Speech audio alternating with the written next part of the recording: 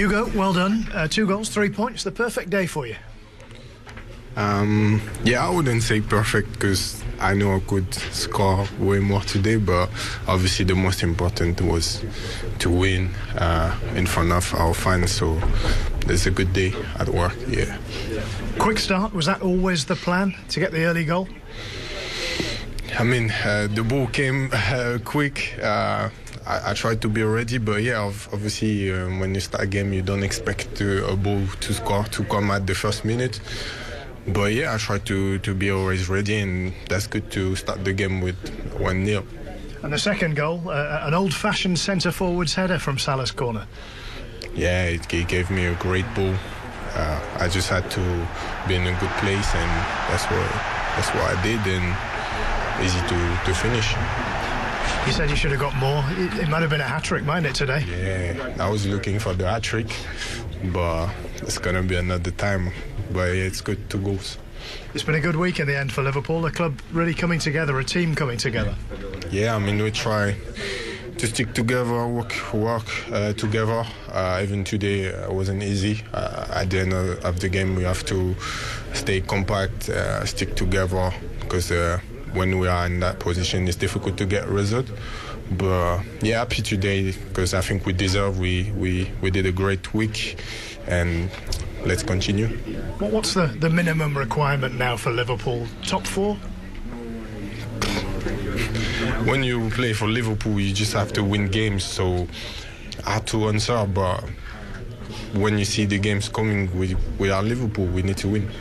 I guess it's a difficult question to answer when you're defending champions, because top 4 feels good, but you want to go on and win it again. Given the season they've had, they're in 6th, it's not too bad. But that man there, Hugo Ekitike, I mean, it was a very fast start, as was mentioned in the interview. He got on the score sheet really early, 46 seconds. He's just done really, really well since he's joined Liverpool. He's been one of the shining lights in a difficult season so far. That's not to say the season's going to continue to be difficult, but at the moment, it's been a topsy-turvy season, a little bit inconsistent. He's aware of what can happen. Centre-forwards are optimists. They're always thinking, oh, that ball's going into a dangerous... Oh, can I just ghost into a certain area? Defenders don't necessarily think like that. And you just watch him here. He's looking over his shoulder. The ball goes over his head. And he doesn't just jog back to the halfway line. He's thinking, do you know what? I'm in a bit of space here. And then his touch and finish is almost in one movement. And it has to be. Because if he lets that drop any further, he gets tackled. Now, you want to let it drop further. It makes it easier when the ball is a little bit lower. But he has to take it high because he's about to get challenged.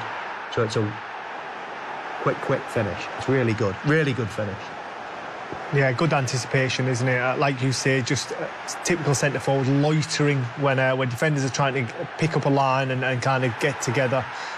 Strikers are allowed to just do as they wish almost, and he's in the perfect position there in case a mistake happens. That mistake happens and he pounces and puts his team 1-0 up very, very early on. This one, I felt this was a very well-worked set-piece.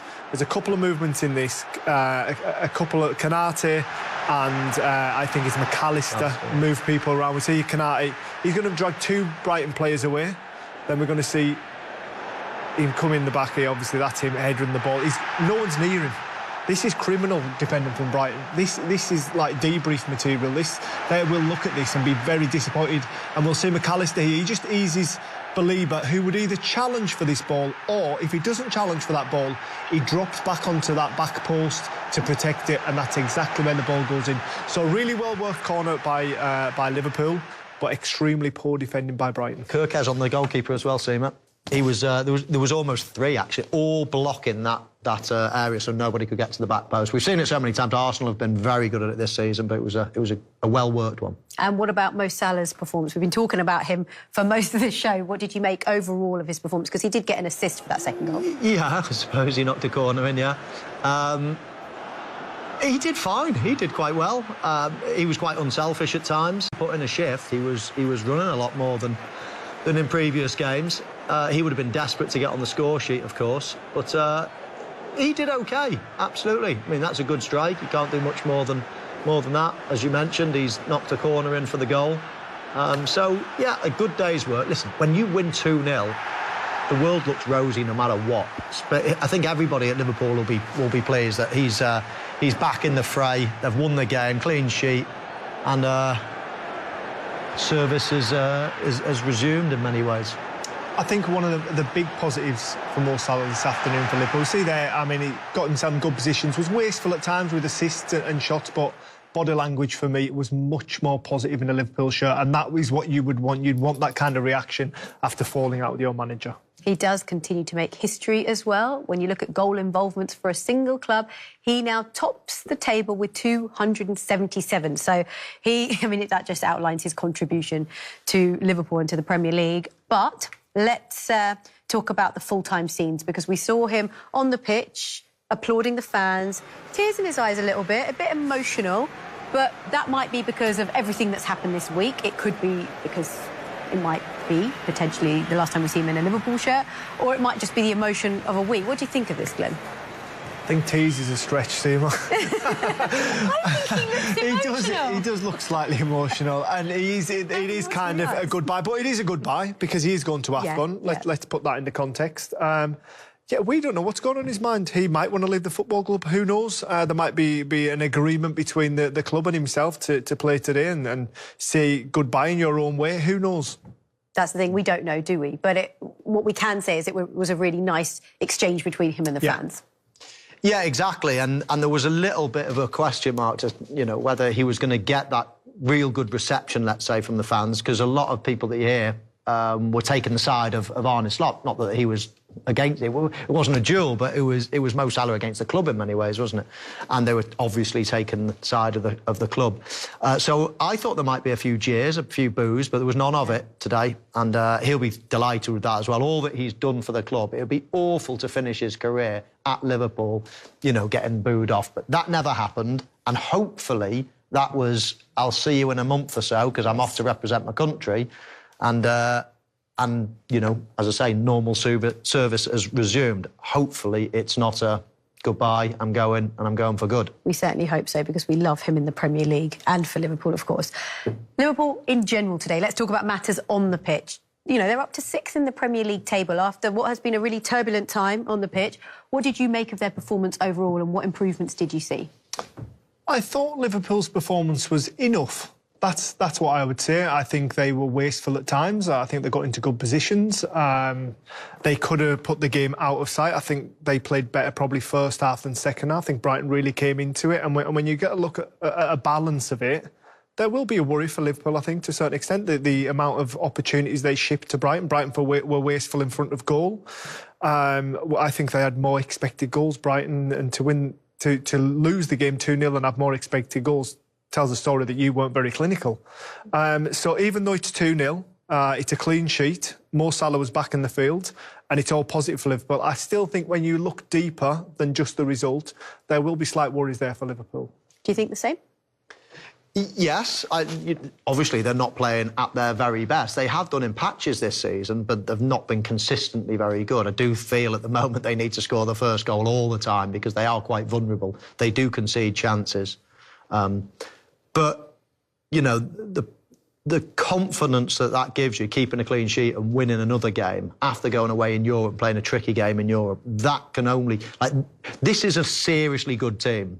If everybody plays at their absolute peak in any club in the world, I still think Liverpool are the best team. I still do. Now, they're obviously not showing it regularly, but they won the league at a canter last year.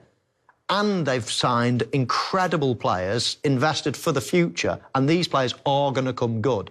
This is a team that aren't going to go away. These are going to be title contenders for the next 5 years. So as much as they're not playing very well, they are still a team that you've got to be fearful of. They still can turn it on. They've beaten Arsenal this year. They've beaten Aston Villa. They've gone away in Europe. They're doing well in the Champions League.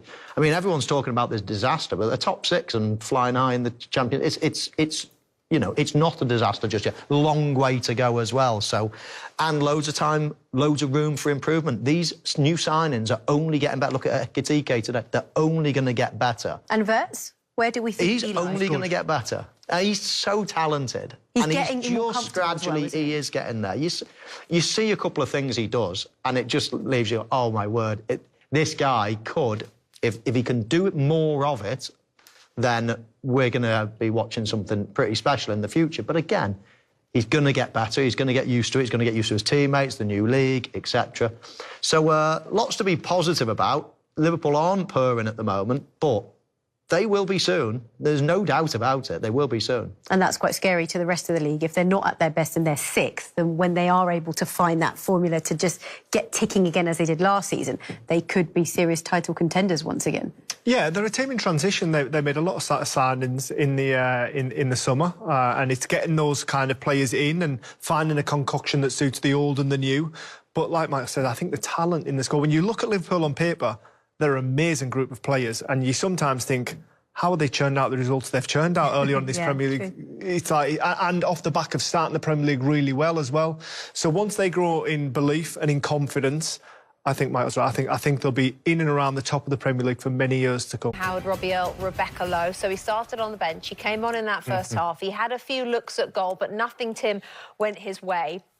Analyse the end, because you said to us pre-game, the game, yeah, great, can't wait, but I want to see what happens at the end. Just analyse those scenes. I thought I saw tears. It might have been sweat. It might have been sweat. Yeah, it looks like everybody's happy. I'm surprised. I mean, I thought he played really well without getting, well, he had a few little looks, but yeah, you said a wry smile, and I wasn't expecting a wry smile from him. So.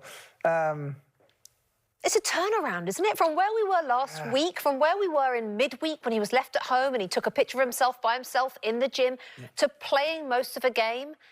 How have we got to this? I said to Earl, actually, asked for his advice on it, because you showed at halftime him tracking back, and he was running back, he was charging around, he was doing all the things that apparently he wasn't doing before. Yeah.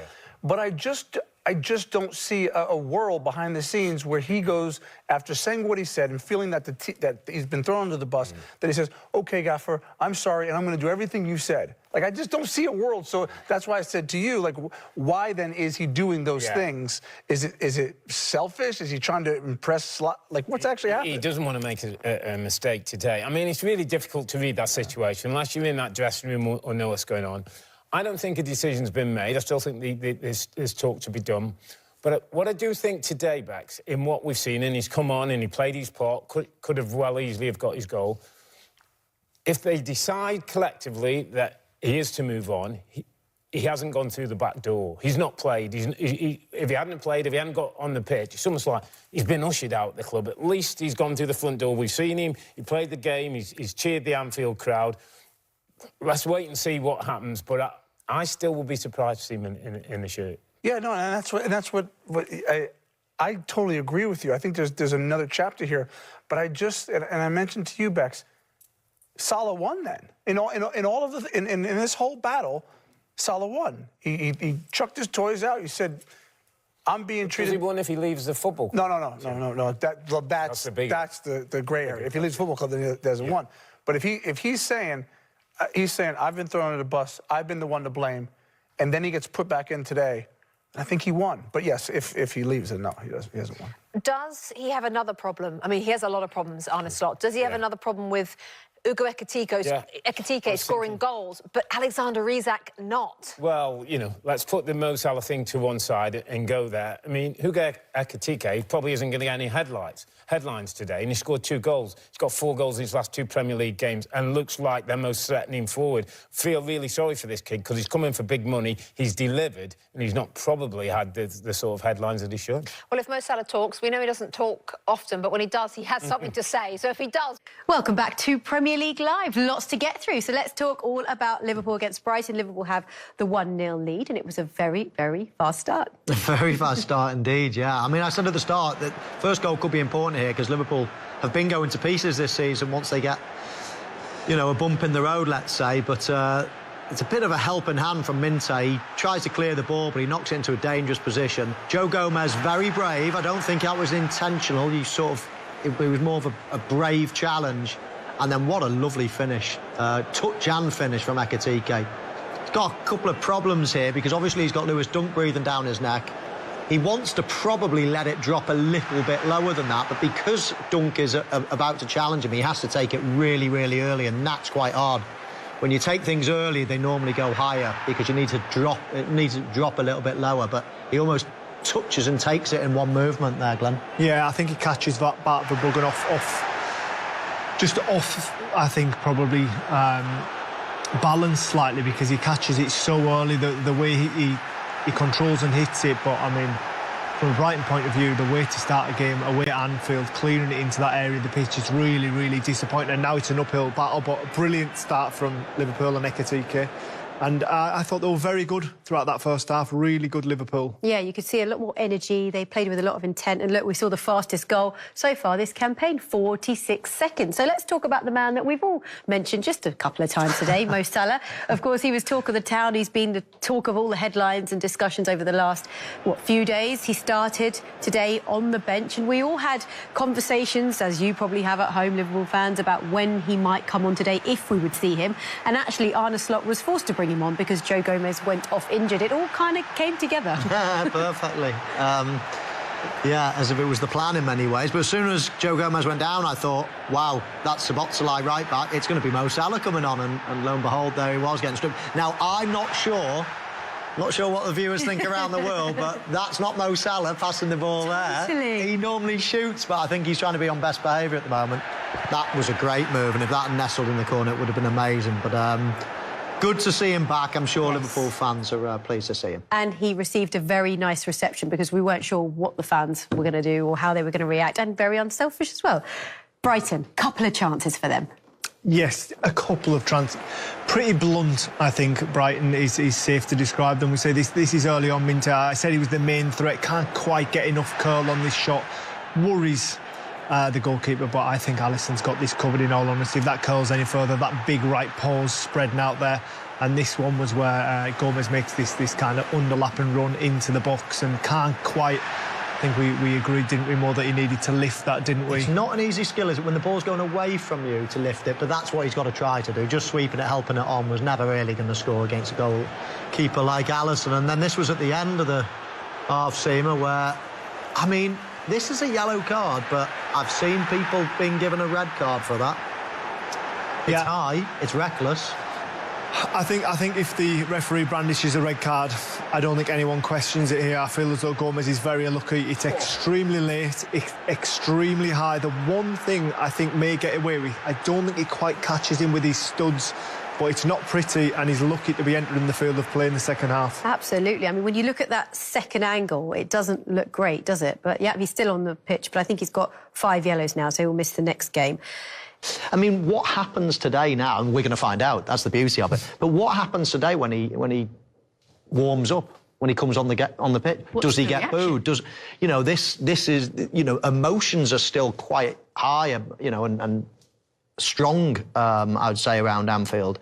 And that possibly could have been negated by just putting... I mean, time is a great healer, as we all know. If you just leave him out the squad and hopefully beat Brighton without him, then you've got lots of time to think of, right, what's the right situation here? Is Mo Salah going to apologise? Is he going to do this? Do we want to get rid of him? All of these things can happen over the fullness of time. But to throw him straight back in, he's going to go straight into the lion's den with the full wrath of a lot of people. We saw Trent Alexander-Arnold get booed. I mean, it could be the same today. So I thought he would be left out the squad, personally. I never expected him to start.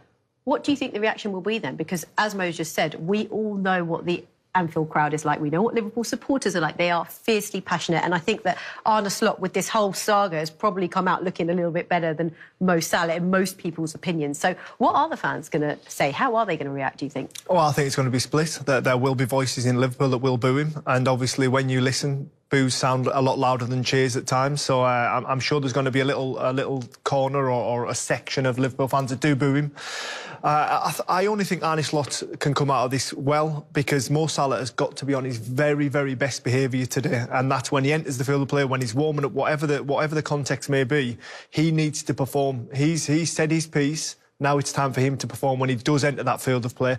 I can understand him putting him in, because it kind of puts this whole news story to bed before AFCON, so when he comes back after AFCON, if he's still a Liverpool player, hopefully there won't be the circus around it. Mo, you said before, look, you do understand and you can totally relate to his comments and why he is feeling the frustration he's feeling. Look, he's a world-class striker. He doesn't want to be benched. He doesn't want to be dropped. But Do you now understand exactly why he publicly said it, and why do you think he did? Was it more calculated, or do you think that, like, was there more thinking behind coming out and saying it to the media, or was it just off the cuff? Was it just he was asked questions and it was just a reaction? Well, a lot of people have said this had been planned and whatever, but he wouldn't have known that he was going to be on the bench, let's say, for the Leeds game. And it's only when things transpired and he didn't get on, he's probably got frustrated. And he said, I don't think it was necessarily planned, meticulously planned at all. I just think that's how he felt, and he decided, right, I've had enough of this now. I'm gonna tell the world how I feel. Now, I get how he feels, and people have got to understand how these players that are Mo Salah's calibre think differently. The reason he is different to everybody else is not because he eats something different or runs differently or sleeps differently it's because he thinks differently. He is an absolute champion of a person. He is so driven. He's like Cristiano Ronaldo. If you don't want those players, those match winners, in your team, then don't have them in the first place. But you can't bring players off like that. You know, you saw Jurgen Klopp bring him off a couple of times, and you see the hissy fit that, right, you don't do it anymore. You just leave most. It's not worth the aggro. These people are meant to be staying on the pitch, meant to be winning games, meant to be winning trophies. And there's a lot of other players in the squad, and great players that play football, but they don't think like a Mo Salah. They don't think like a Cristiano. They're very selfish types of players, but they're the ones that win you everything. So it's a balancing act all the time. Now, if you want to go and drop him for 3 or 4 games, you're playing with fire. That's exactly what happens. What's just happened happens if you do that to Mo Salah or Cristiano Ronaldo or anybody of that ilk. So you've got to be prepared for that. And when it happens, then, like it or lump it, get rid of him. If you don't like it so much, if you don't want that to happen in the future. But this is what you're dealing with. And he's never been any different. And that's why he's won Liverpool a lot of trophies over the years. So, everybody can get their toys out the pram and say, oh, he shouldn't do that. But you can't have it both ways. You can't have one of the best players of all time in your team winning trophies every week for you and then complain when you upset him because he doesn't play. Yeah, you mentioned what he's done. 7 major trophies, top goal scorer for Liverpool, 188, 5th most appearances behind Carra, Gerrard, Hendo, Hyypiä. The stats go on and roll on. He is an absolute legend in his own right. But if you bring it to the here and now and this season, the whole team have been struggling. It's not just on one player. It's not just on Mo. But they've scored 24 goals in total. He's scored 4 and he has 2 assists, and that's in 13 games. So does the manager, with those numbers and those stats in mind, have every right to say, well, I didn't drop you initially when things weren't going right, because it hasn't really been great from the start of the season. But now, actually, can you understand why he has chosen to tinker with the team a bit and see whether he can find a solution by dropping Salah? Yeah, without doubt, he's looking for that right concoction. He wants to make his job is to win things with Liverpool. He's looking for that right concoction out on that field, and at the moment, it wasn't working. Whether Mo Salah was the problem, who knows? I think there's been a lot of issues in the Liverpool first team. I think, unfortunately for Salah, his view was very personal. I think when you're getting criticised, you hear that, but from an outside person, I can see that everyone in Liverpool has been criticised, the centre-backs, the new signings. So I can appreciate where Mo's coming from, but I also understand that everyone's been criticised. As far as Arne Slot's concerned, I feel as though he's done the right thing, the way he's managed it. I think the way he managed him last year as well to get him to sign the contract. I think, like we said, he's come out looking very good in this situation. I think you're right, Glenn. I think everybody has been criticised. That's fair enough. But from Mo Salah's point of view, it's like, all right, but criticised is one thing, but being dropped is another. And Virgil van Dijk's not been dropped. Konate's not been dropped. All these, you're not dropping. So I'm taking... And that's where he said, obviously, thrown under the bus, because, yes, equal criticism, but you can take criticism. You don't want to be dropped. And he's the one that's been dropped. I think, unfortunately for Mo, there's other people that can play in that position, whereas there's no out-and-out centre-backs. Is the left at the football club. You put Gomez in there, but he's playing right-back. It's kind of like... I think if he did have options at centre-back, I think Konate or Van Dijk, whichever, might have had a rest. He might have taken them out of the team, but unfortunately more that there's more people in those positions that can fill in for him, and that is really unfortunate for him. And I can understand his frustration. Listen, he's a Liverpool legend, and he will be forever. But Mo will back me up. Football waits for no one. And if you're not producing, you're on trial and you're being judged every single time you step foot on the football field.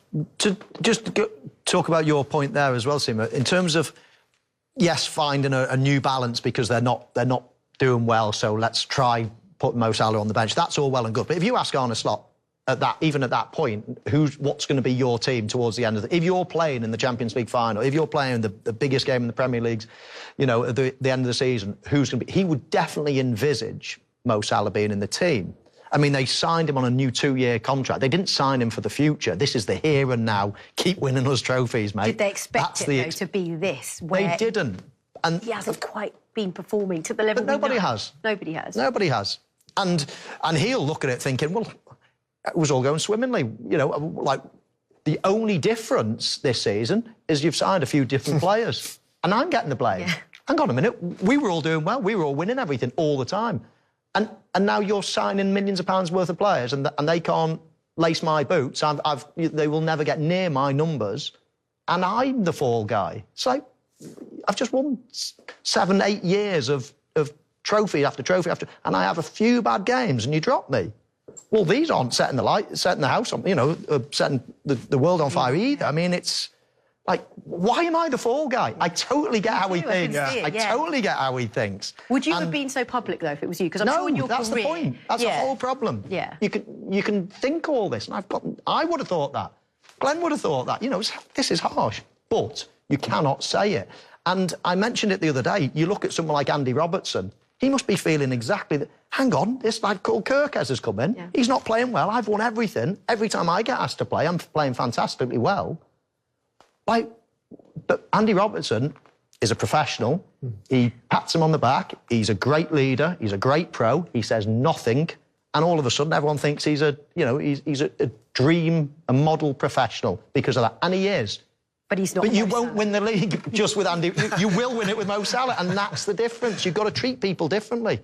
You know, Sir Alex Ferguson with Eric Cantona, great example. We saw it with Ronaldo, didn't we? Yeah, you get rid of a lot of people, but if someone's going to win you the league, you sort of like, it's rules for some and not for others, and that's what you're dealing with.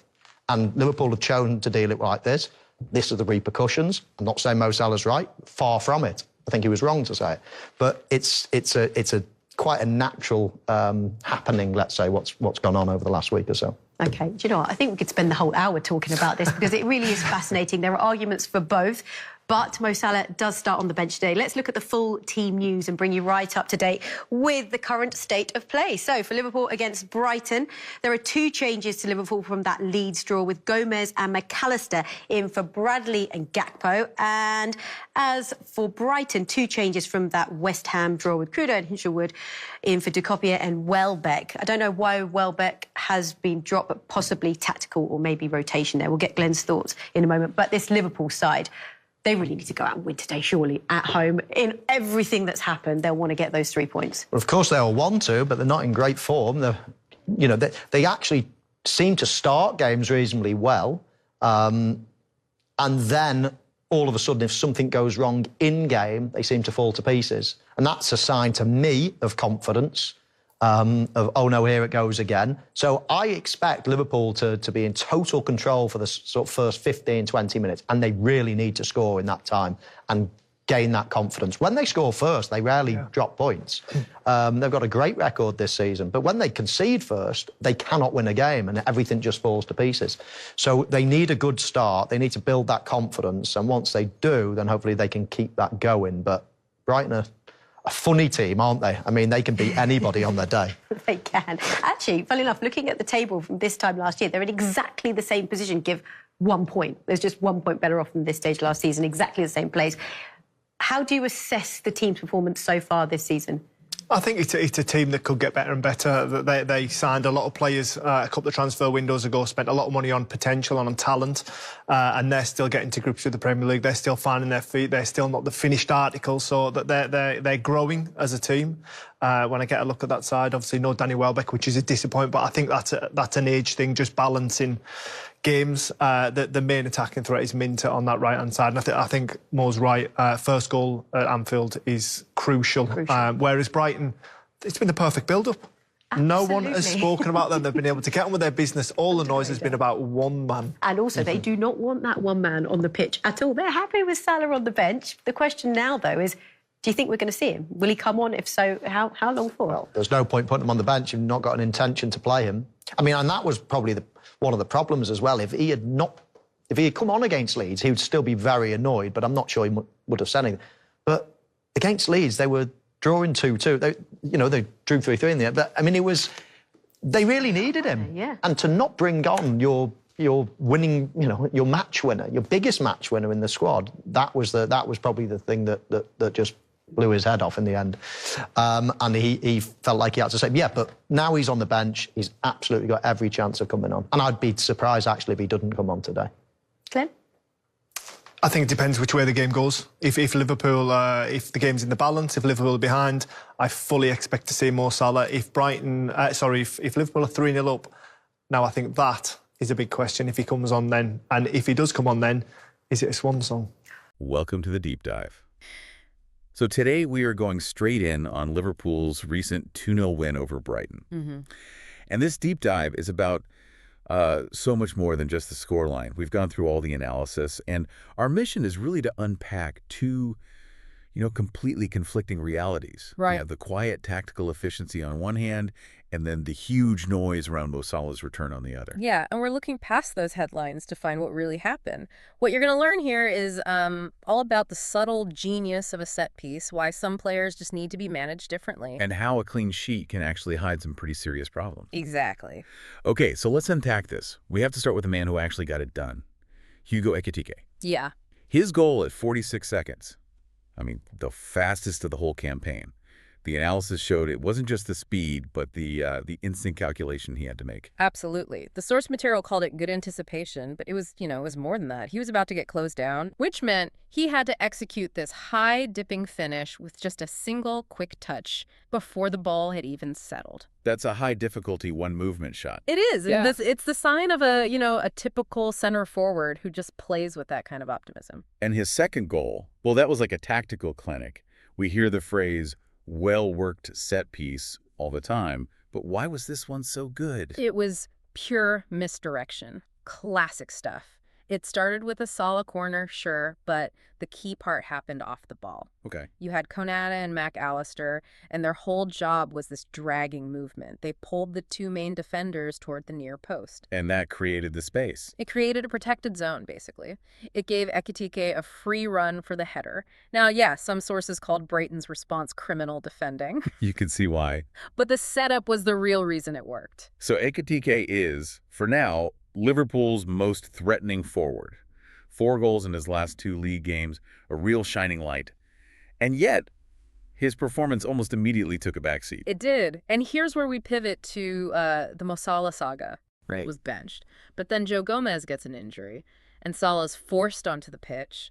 And despite all the friction, you saw the professional. He was praised for being unselfish. Yep. Got the assist for that corner, and his body language was much more positive. It was, and his standing is just legendary. He's now #1 on Liverpool's all-time table for goal involvements, 277. But that friction was real. It came from this feeling that he was, thrown under the bus. That's the core of it, yeah. He felt he was the one dropped, while other players who'd been criticized, like Van Dijk and Konate, they stayed in the team. And this brings up that whole question about managing world-class players. It does. The perspective is that these selfish types are the very players who win you trophies. So benching them, even for a game, it's like playing with fire. But hold on a minute. If Ekitike stepped up and scored twice, doesn't that kind of prove the manager slot was right? He was trying to find the right concoction for a team that was pretty inconsistent. Well, that's the tension, isn't it? That's elite management. He had to try and put the whole issue to bed before Salah left for AFCON. And those full-time scenes were heavy. Very. Salah was emotional, applauding the fans. There was speculation his tears meant a permanent goodbye. Others just said it was the pressure of a tough week. But the fans' reaction was key. It was positive. No boos, no jeers at all. Not a single one. So let's zoom out to the bigger picture. They win 2-0, they get a clean sheet. But the underlying data, the stats, they tell a worrying story. They really do. Brighton actually had more expected goals, more XG. Which is a huge red flag. It suggests Liverpool were unclinical and, still very vulnerable. They're definitely not purring right now. But if you connect this to the wider view, the club is in transition. With the summer signings. Exactly. And the consensus is still firm. There is seriously good team packed with talent. They'll be title contenders for the next 5 years. I think the larger truth this all reveals is that the rules in elite football, well, they're just not the same for everyone. If you want that superstar match winner, the guy who delivers titles, you have to be ready for the drama, the aggro, when they feel slighted. That's the deal you make. So the real challenge for the club and for us watching is the question we want to leave you with. How sustainable is a management model where maximizing success means you have to treat some players completely differently than others?